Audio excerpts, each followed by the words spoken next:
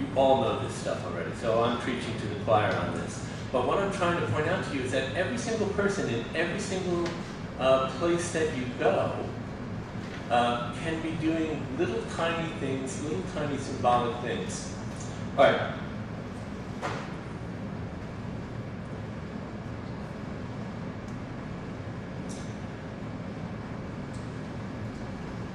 You're going to do all these wonderful symbolic things, and that's very nice, Gil. I really like the fact that you're always talking theoretically to me. But I want to know a little bit more about how this might have a practical application, and how might I be able to do this. So, those of you who were here 5 years ago will remember that I did a talk early on about foundation academics. And the foundation academics is really just about how do you write goals out of this stuff. And then, of course, now we've got a really good curriculum where we can write goals out of almost anything. I want to show you how I think so simply, and how this could really just be very simple goals out of little tiny symbolic things. So let's talk about language arts.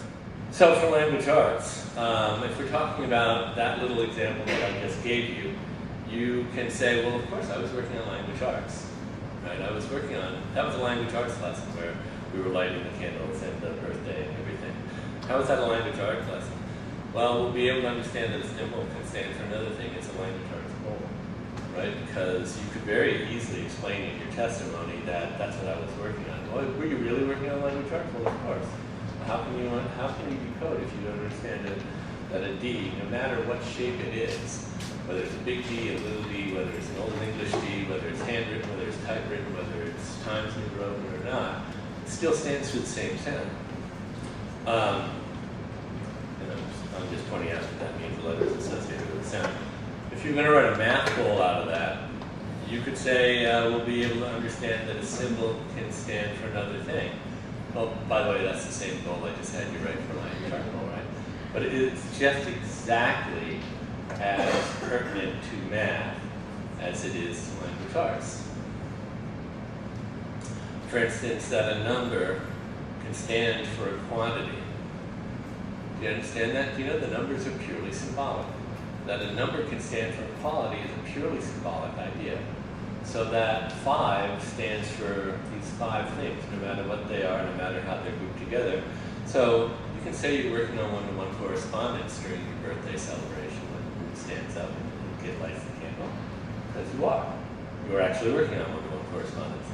Or that a letter could possibly stand for an unknown quantity. That's algebra, right? Now, I know I looked a little crazy when I showed the TED Talk before, but now you know at least what I was beginning to get at. Or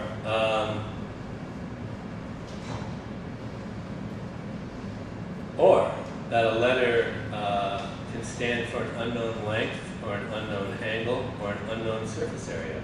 That's geometry.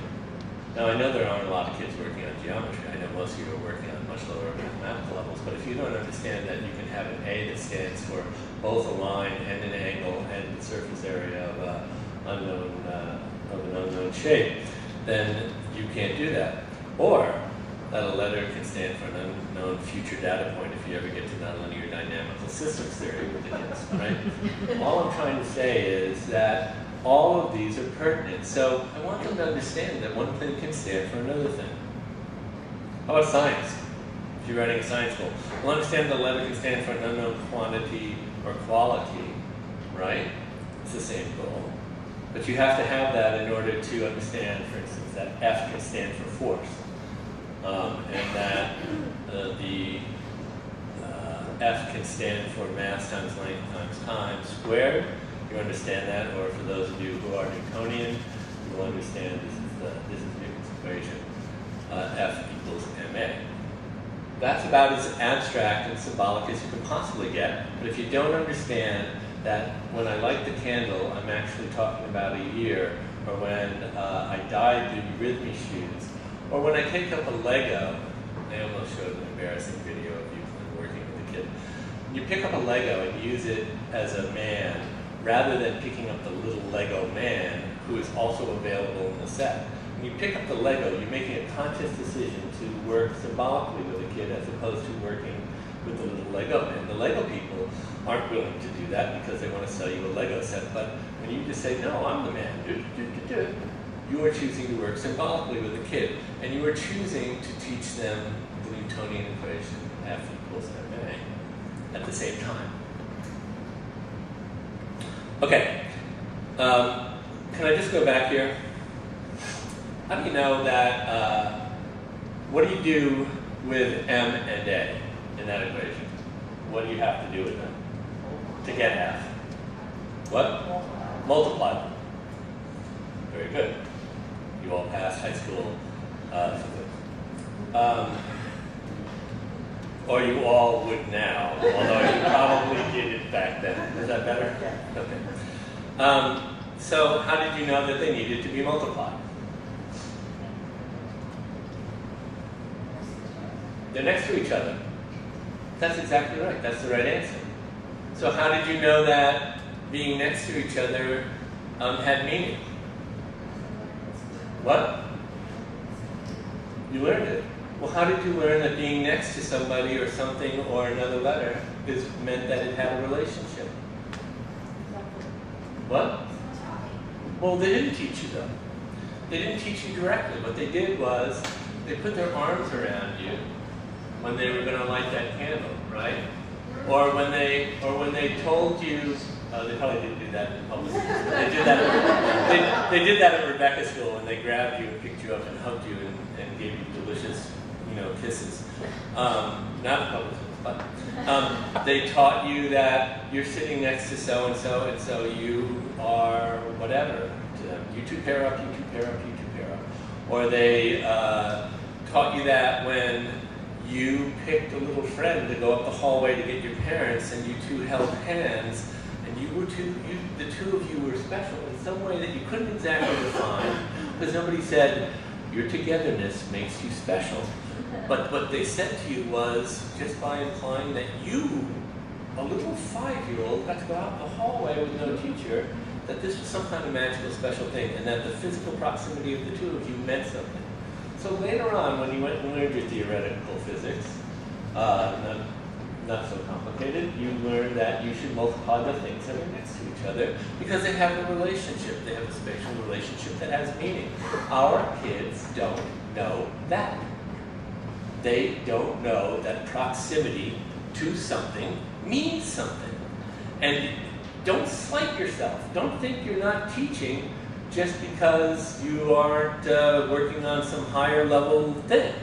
You are working on some higher level thing. You're working on the highest level thing just to sit next to a kid and to move closer to the kid and to do something with the kid to let them know togetherness has a meaning.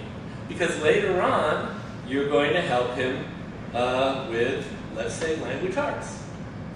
So the language arts could be that the student will attend to proper spacing while writing.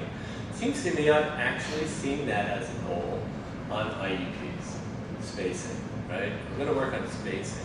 Well, one of the ways you work on spacing is you tell a kid that it means something to be next to. To be next to has meaning. To be separate from has meaning. How do you teach that? Well, you could teach it by writing it on the board. To be next to has meaning. Or you could do the 10,000 things that are going to teach kids that closeness and apartness have some real meaning. Or, the student will recognize that groups of letters are words, or not. Seems to me when we're doing reading tests, that's actually one of the tests we do the most. Can this kid tell you that that's a word, or that it's not a word? There are whole tests that we do that are based entirely on that. Right? The way that you decide that a group of words, a group of letters has meaning is by A, some memory skills, which you need very much, and B, understanding that when things are pushed together, then in the language world, that they must have some interrelated meaning. You don't get that from nowhere. It doesn't just come from anywhere, it comes from. How about in math? The student will be able to group objects to be counted. That's important. Student will recognize that position affects number meaning, tens, hundreds, thousands. If you don't first know that where you are matters, if you don't first know where you are standing in the world has some meaning for you, then it's really hard for you to make any kind of abstract representation that this column means this column means this column means this column means this. A student will recognize that proximity affects balance of an equation. So where you're next to something in algebra matters. You know, the order of operations for those of you who have memorized it. Who remembers it? What? I can never remember that, so. What's the sentence? Right. For those of you who don't remember that, you have to actually learn math instead. But the student will recognize that a relationship and position affect meaning. That's geometry, right? So if you're writing a goal from a very simple lesson where I had the students sit next to each other and told them that, okay, he's your partner now, he's your partner now, he's your partner now, that you're actually working on geometry. That you actually can write a geometry goal from having kids in a gym class sit next to each other. And it's not BS, it's the real thing. That is what you're working on.